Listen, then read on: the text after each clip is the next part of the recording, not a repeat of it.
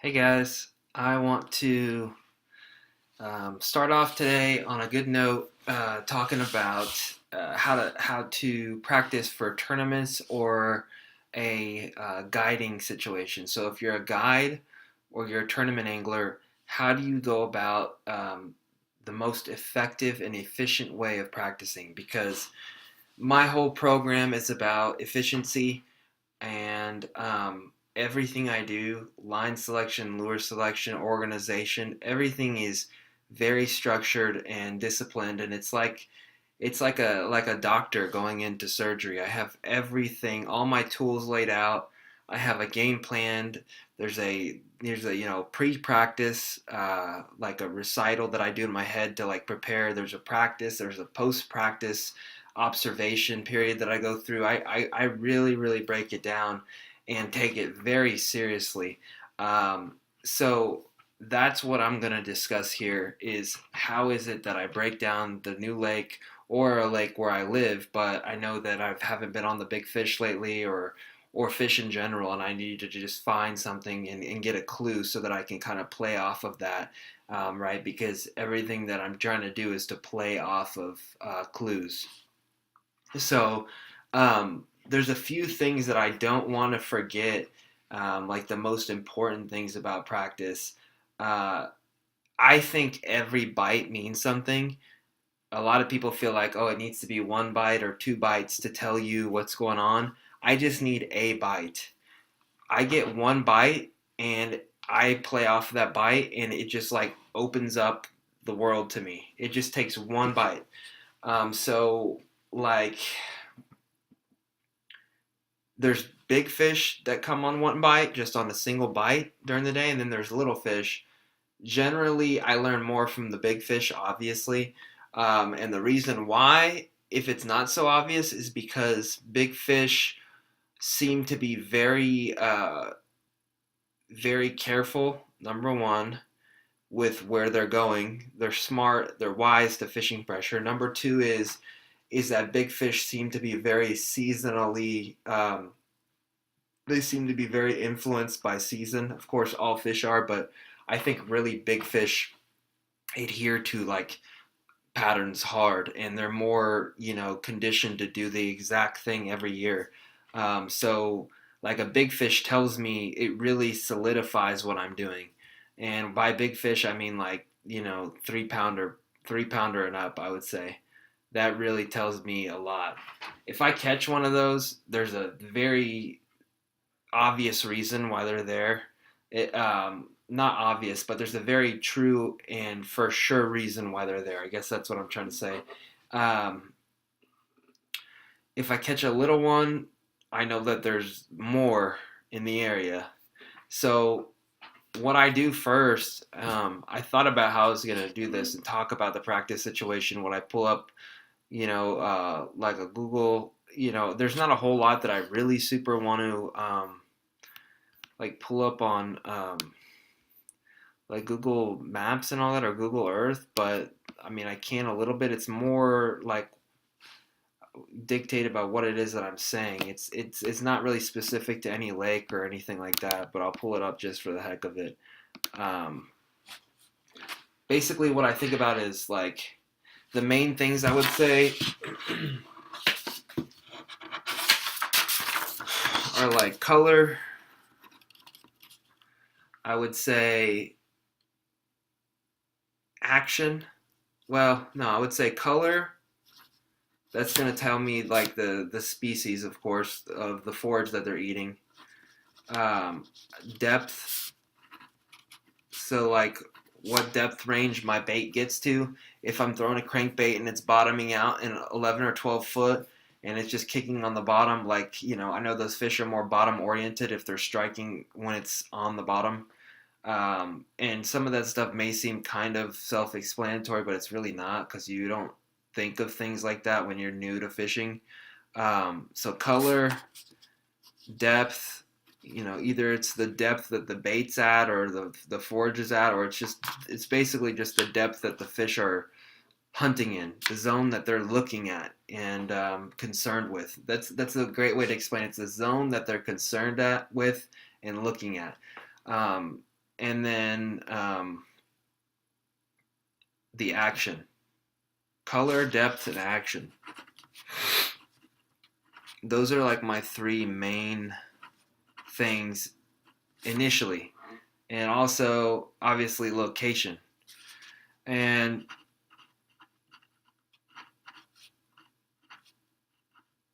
location's pretty easy.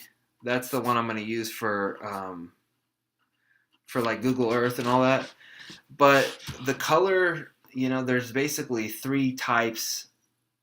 I say like on these southern fisheries where I live, there's like three things that they eat. Like pretty much. There may be like crappie and weird stuff that they're eating, or baby bass and all that, which is like important. It's not to be overlooked, but like the main three are like shad, or what we call shad, like threadfin shad, bluegill or perch, and then crawfish. So pretty much they're eating one of those three, which if you look at my other videos, you'll see that I very carefully explain that I break all my baits out by like the forage type. I don't break them out by necessarily like, this is just, I mean, I have boxes that are like worms, crankbaits, and everything, but in my boxes, there's like levels to the boxes, and they're very distinctly divided by color, by like forage family, so I can just find them really quickly. And I'm not like, everything's in one place. My brain just, that's how it works. I need to have it separated. So I could just look at my worm box and I open it up, boom, there's my red ones for like crawfish, there's my orange ones for bluegill, here's my white ones for, or flukes or whatever. Like I do that for each one. I separate them by color and, the type of bait it is. So that's really important. Like there's, fish are opportunists, so they'll eat year round, like multiple different types of food. But I think like the main thing is that bass fishing is percentages, and it's all about like if I show a bass, if I show a group of bass, a population of bass, like my bait, like 100 times, like how many times out of 100 will they strike? And then out of that 100 bass, what percentage of that group is more focused on like one type of food base? Because fishing is basically having like forcing a fish to make a mistake. And so if they're really used to looking for like shad, or they're really used to looking for crawfish, it will lead them to making that mistake easier.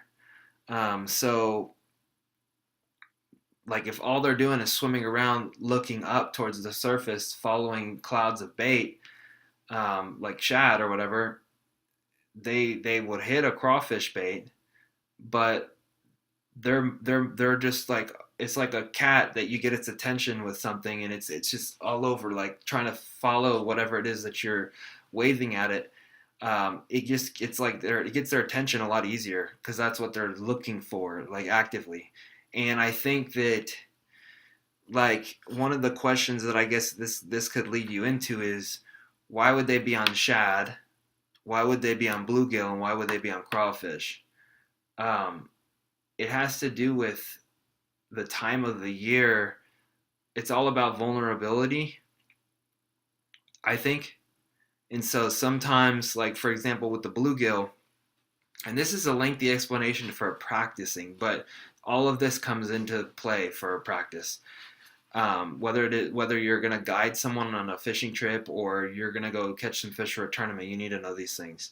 So bluegill, basically what happens with bluegill is after bass spawn, bluegill spawn.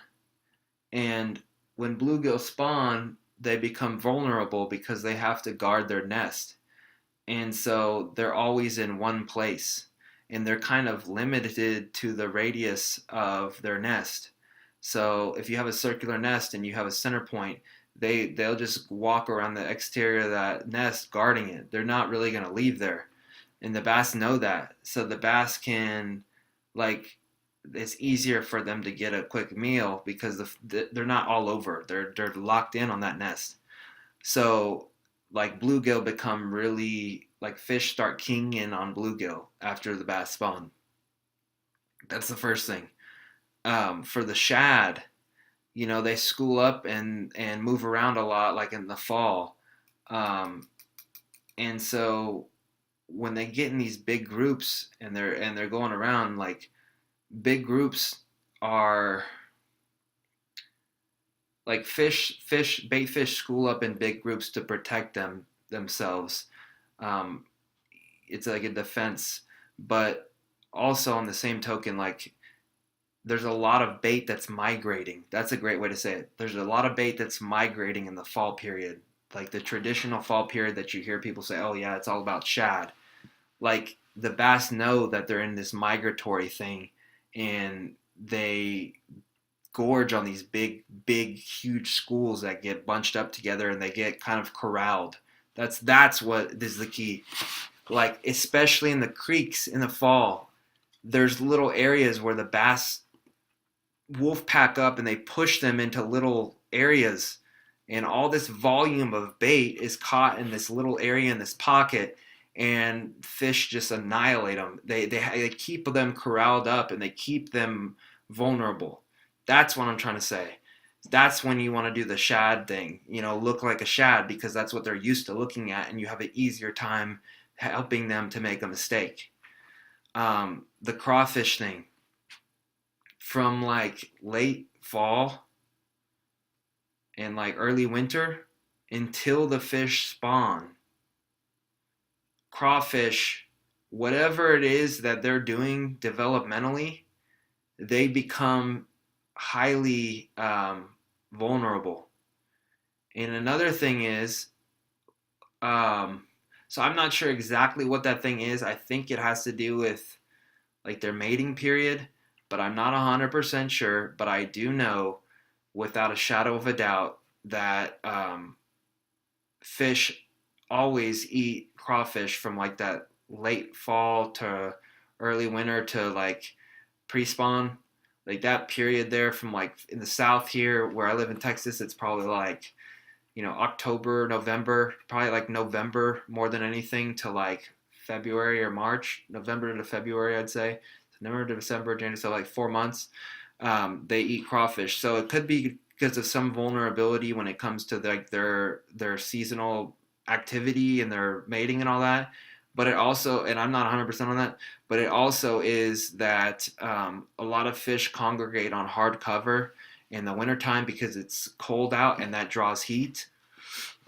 And so they get really tucked into those rocks, and they spend a lot of time orienting towards the bottom in the winter. And so the bass, it makes sense for them to be in so close proximity to crawfish that they're keying in on them. So I would say like twofold. If I couldn't go on Wikipedia right now and look, I would say it's a twofold reason why they're on the crawfish. It's because there's a vulnerability of some sort with their migratory or seasonal movement, and they're also, the second prong is because the heat is in the rocks and the hard cover. So that's three. Those are the three forages that I just went over. And so pretty much, you could use that throughout the year. I mean, there's like, if it's 12 months, you could say like 4 months shad, 4 months bluegill, 4 months crawfish, but it's not like hard and fast. It's not like exactly got to be that. I mean, you can catch them on shad real heavy in the summertime. I mean, it just depends on what's going on, but I use that as a general starting point for like my practice. Um, Depth, like if I have like 0 to 10 feet, and like I would say like zero to like 2 foot is maybe like fish that are schooling up, that orient more towards the surface. Like if especially like post spawn, when everything's hatched and there's clouds of bait swimming around, um, I think that fish tend to look up more. And I think they look up from that post spawn period, like summer and fall. I think that the fish look up. And then when, and the reason that they're looking up is because the bait that's swimming around. And the second thing I want to say is that in that fall, late fall, early winter period, the fish look down. The reason is because the warmer water's on the bottom in the wintertime. so they're already on the bottom. Number two is like I was saying just earlier, like they could be in shallow water as long as the rocks are exposed to a lot of heat and they hold heat, they'll be up shallow. But either way, they're still orienting towards the bottom. The bottom of it could be the bottom of 10 feet, it could be the bottom of 20 feet. They're orienting towards the bottom. You need to figure out what depth that's in. But um, so like using my example of 0 to 10 feet, they may be at 10 feet. And the only way you'd know is if you're throwing like a DT, 16 or something on 15-pound test and just slowly working it, and it was hitting the bottom, you're getting bites in the bottom. That would tell you to fish on the bottom.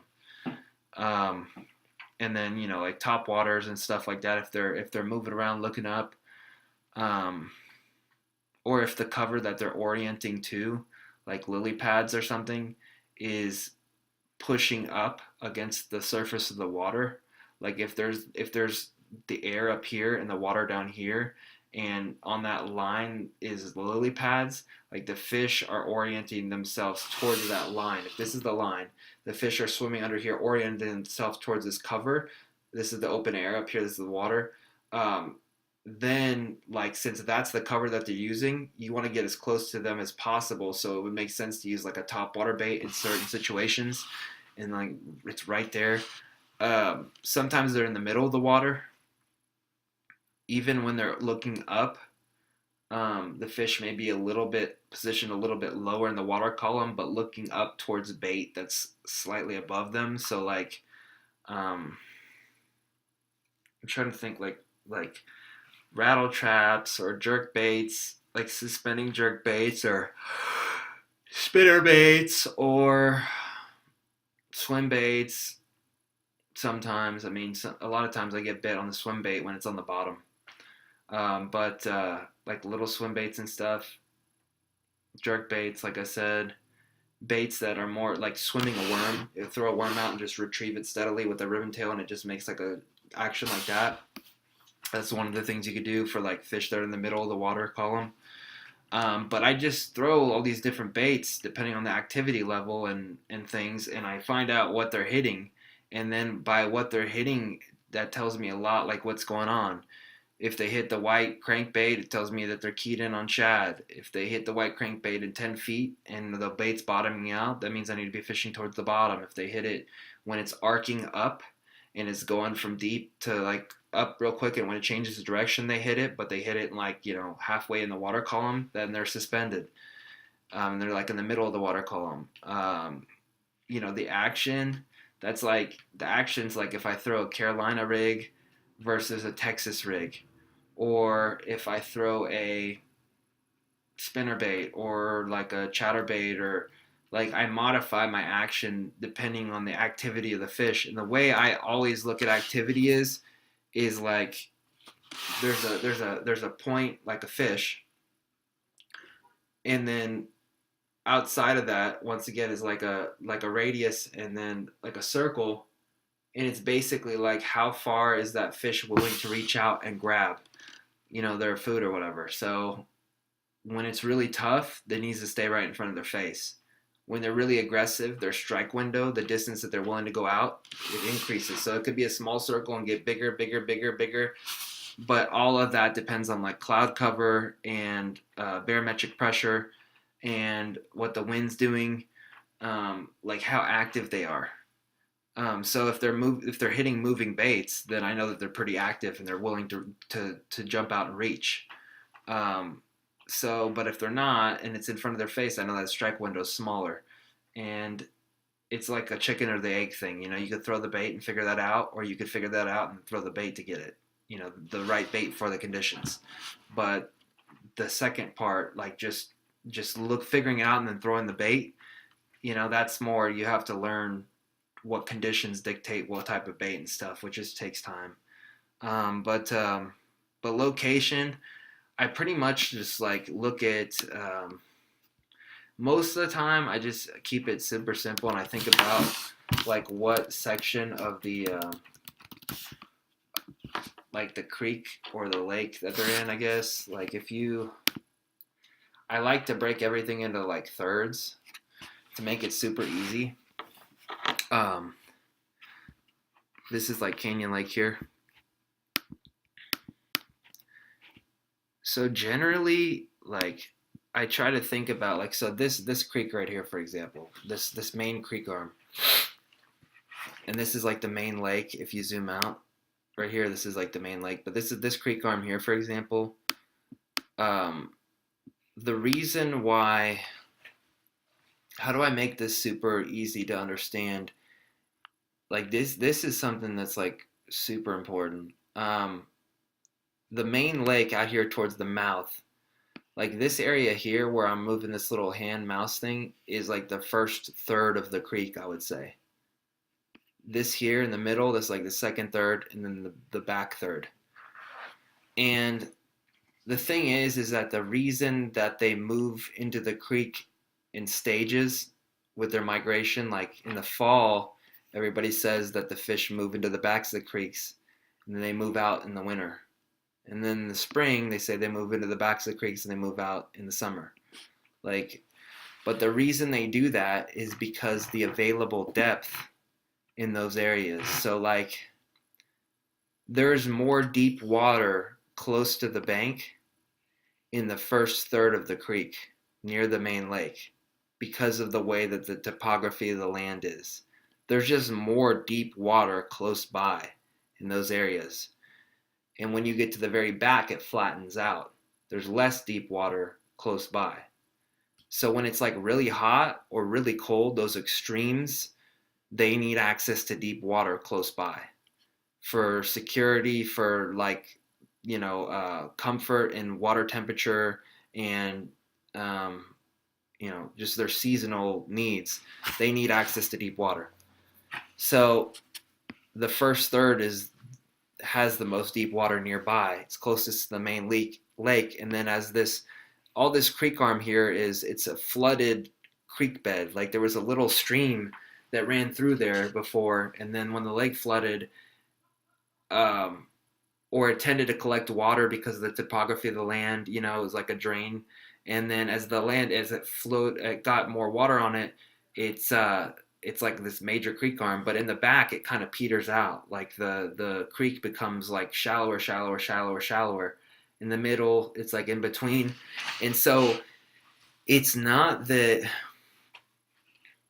like the fish know, hey, like this is a line that I need to follow incrementally depending on the seasons. It's more about like there's more flat water in the back and there's more deeper like sheer water in the front. And by the back I mean back here in the third, and then the first third is more the deep water accessible. But there's exceptions, because like people will say, and that this is the beauty of sharing information on YouTube. I'm telling you guys, if someone would have told me this like years ago, this stuff, like, man, I mean, this is like super important to say the least. But so the majority of the flat water's back here because of the way that geography works. I don't even know if that's a word. Geography, geology, I don't know. Whatever, I should know. I took all that stuff in college. But the flat water's in the back. So, but there may be like a anomaly in that rule. So I hear a lot of like college fishermen talk about, oh, well, we caught them in the first third of the creek. We caught them in the second third of the creek, the third third of the creek. All of that is a generality, and they're making the assumption that everything's pretty uniform as far as it gradually gets shallow towards the back. But they don't, you can, like, so if in winter time, for example, you would expect to catch them in the first third, near the main lake. That's like a good starting point. But even in the back here, where there's really flat water, there could be like a hole that's like an irregularity. There could be some sort of like little ditch back there that drops into like 10 foot when there's like 3 or 4 foot all around it. It's just the way that the land formations work. Like there could be some weird reason. Something could be dug out. What if there was an old pond back there that was flooded? It would be like a deep hole surrounded by a flat. And so that would be an area where they would winter. Even though it's not the first third of the creek, it's the third third of the creek, and they'll spend their winter months back there. So like it's not just figuring out what third of the creek they're in. That's a good guideline, but it's more about paying attention to if there's deep water nearby, How flat is the water? Is it constant? Are there irregularities? So that stuff is super important as far as location. Those are the things that I look at as far as location. Is like, yes, I start out initially in practice when I don't have time to identify all the subtleties and all that, and I'm just in my early phase of research. That's when I'm going to start breaking everything into thirds. But I'll tighten it up as I go on Google Earth and I look at drawn down images of the lake and I get historical information and data. That's when I'll start looking at those irregularities. And like I said, it may be the middle of winter and I'll be in a flat area that's like 5 foot deep, but I have this hole that goes into like 7 or 8 or whatever. And that's where they're wintering. So, anyways, and that may be overlooked because most people are in the front thinking it needs to be the first third of the creek, but they don't think about those irregularities in the back of the creek where they wouldn't normally be fishing in the winter. So that's like super advanced tactics for catching not pressured bass and freaking dominating. So yeah, like color, of course, we went over that with the forage, the depth at which the fish are at and all the life is at in the water, and where they're keyed in at. And you could also identify that by just looking at your fish finder and seeing at the level at which most stuff is. That's not super easy to like identify all the time, but it kind of gives you a good idea. If you're just kind of leaving the boat ramp and you just look, sometimes I'll just look and see what level most of the activity is at. Um, and then I'll kind of find areas around the lake that are like if I see on the graph that 10 foot, I'll look at like areas where the cover that they're living in and where they're ambushing in is around 10 foot throughout the lake. Like there may be like 20 foot of water in a tree that comes up to 10 foot, it crests at 10 foot, this tree does, but it's in 20 foot of water. And I see all the activity in 10, like they're going to use that tree to ambush their prey. And so it's just cover for them. The same way as cover, we use cover in military whenever we're trying to, take out our enemy. Uh, but so like I look at little tips like that. There's like I said, there's exceptions, but those are the main things that I do to practice and to get ready. And I just like after I figured it out and I spent the day on the water, I go back home and I figure out, hey, like they're on shad. I'll pull out my rattle traps and I'll only bring rattle traps that are shad colored. And then I'll pull out my spinner baits and I'll just put all the chartreuse ones away, and then I'll pull out my swim baits, make sure they're shad color. I'll pull out all my shad baits in different presentations, be it like a spinner bait, top water, all this. I'll get all those presentations together, and the presentations, like the action, is dependent on what their mood is. So I'll have all those tools in my boat for one group of food that they're keyed in on. And then, I'll modify the depth with the presentation that I'm using, how deep I'm fishing it. If I got to be really deep, maybe I'll use a spoon or something.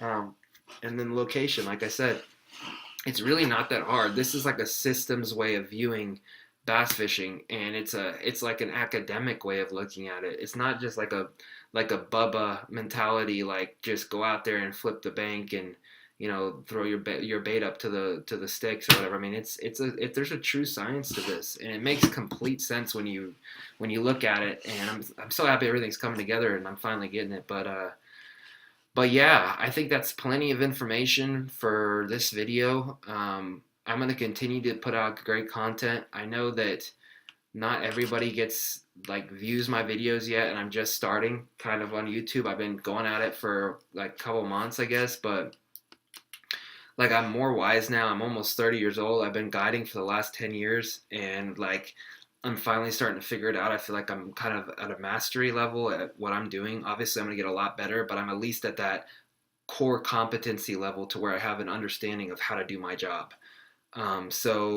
And then I'm just going to keep evolving. But this is great information.